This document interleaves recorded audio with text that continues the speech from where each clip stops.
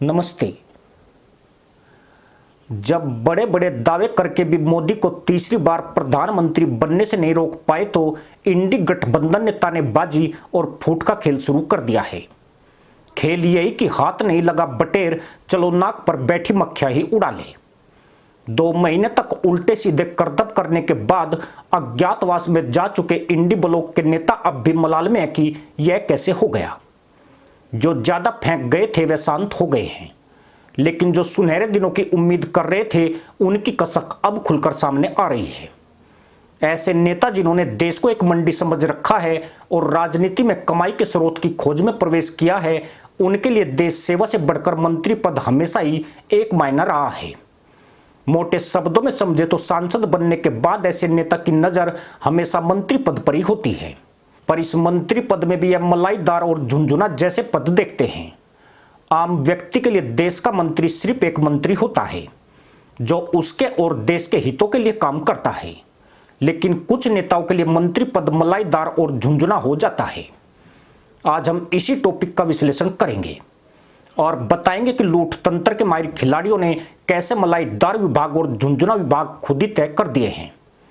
क्यों इन तत्वों के लिए मंत्री पद सेवा का पद न होकर कई पीढ़ियों को नोटों की गड्डी से छकाने वाला एटीएम बन गया है, और क्यों आज भी एक बड़ा राजनीतिक वर्ग सांसद बनते ही मंत्री बनने के सपने सजोने लगता है।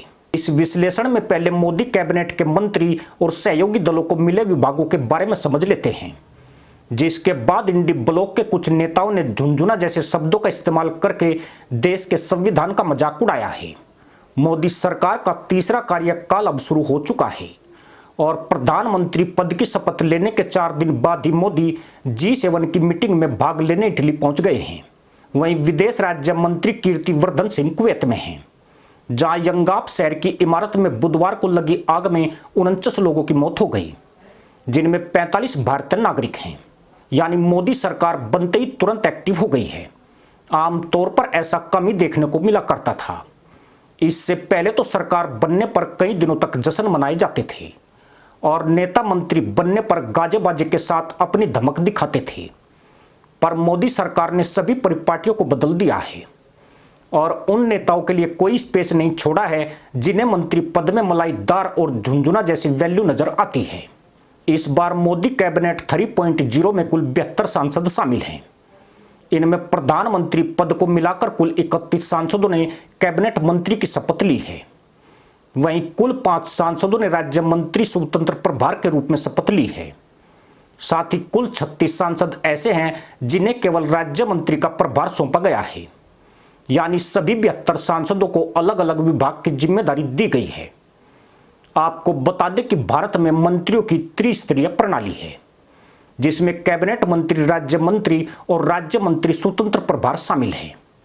इनमें कैबिनेट मंत्री और राज्य मंत्री स्वतंत्र प्रभार सीधे प्रधानमंत्री को रिपोर्ट करते हैं, जबकि राज्य मंत्री कैबिनेट मंत्री को रिपोर्ट करते हैं। कैबिनेट मंत्री को जो मंत्रालय दिया जाता है उसकी जिम्मेदारी उनकी ही होती है। कैबिनेट मंत्री को बैठकों में शामिल होना जरूरी होता है। सरकार अपने सभी फैसले कैबिनेट बैठक में ही लेती है। कैबिनेट मंत्री के बाद राज्य मंत्री स्वतंत्र प्रभार के पास भी अपना मंत्रालय होता है।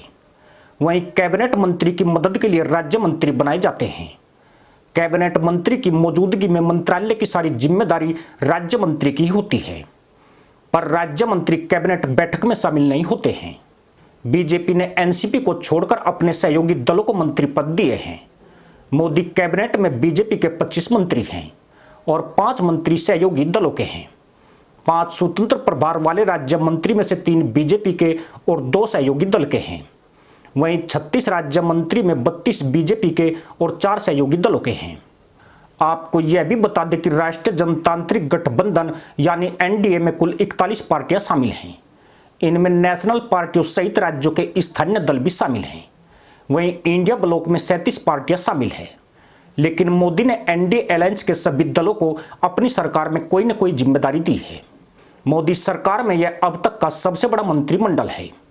2014 में जब मोदी ने पहली बार प्रधानमंत्री पद की शपथ ली थी, तब उनके साथ 46 सांसद मंत्री बने थे। 2019 में उनके मंत्रिमंडल में 59 मंत्री शामिल थे, पर इस बार मोदी कैबिनेट में 9 सांसद और मंत्री बन सकते हैं। क्योंकि संविधान में 81 मंत्रियों की सीमा तय है। मोदी सरकार में जेडीयू, एलजेपी, हम और जेडीएस को एक एक कैबिनेट मंत्री पद मिला है। बाकी सहयोगियों को भी राज्य मंत्री और स्वतंत्र प्रभार वाले राज्य मंत्री की जिम्मेदारी सौंपी गई है। मजे की बात यह कि एनडीए के घटक दलों को जो मंत्री पद मिला वह उससे पूर्ण रूप से संतुष्ट है, मगर विपक्षी पार्टियों के समूह के नेताओं को इसमें भी झोल नजर आ रहा है। उन्होंने इन विभागों को मलाईदार और झुंझुना के तौर पर 2 भागों में बांट दिया है। मलाईदार से इनका तात्पर्य यही है कि इससे उस मंत्री की झोली नोटों से भर जाएगी, जबकि झुंझुना विभाग में कोई कमाई नहीं है। दरअसल आज से 10 साल पहले सरकार में किसी मंत्री पद की अहमियत उसमें होने वाली लूट से रेखांकित की जाती थी। सांसद मंत्री बनते ही रातों रात अमीर होने लगते थे और घोटालों के जरिए देश को लूटने का खेल शुरू हो जाता था। आज कई नहीं बहुत सारे नेता हैं जो भैंस चराते चराते और बाल्टी में दूध बेचते बेचते मंत्री बनते ही खरबपति हो गए। राजनीति में कमाई को देखते हुए उन्होंने अपनी पीढ़ियों को भी इस क्षेत्र में धकेल दिया। 1948 से लेकर 2014 तक देश में 40 के करीब सबसे बड़े घोटाले हुए, जिनमें जनता के खरबों रुपए लुट गए।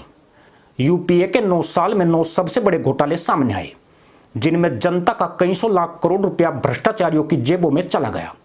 लेकिन मोदी सरकार के पिछले 10 साल के कार्यकाल में एक भी घोटाला सामने नहीं आया। इस सरकार ने उस परिपाटी को बदल दिया है कि मंत्री पद का मतलब लूट का लाइसेंस मिल जाना है, बल्कि जितना बड़ा पद उतनी अधिक जिम्मेदारी और उतना ही अधिक काम है। परिवहन मंत्री नितिन गडकरी, जिन्होंने पूरे देश में सड़कों का जाल बिछा दिया, एक भी रुपए का घोटाला सामने नहीं आया। लेकिन जो लोग झुंझुने और मलाईदार की बात करते हैं, क्या उनकी सोच से स्पष्ट नहीं होता है कि उनके लिए मंत्री पद की क्या अहमियत है?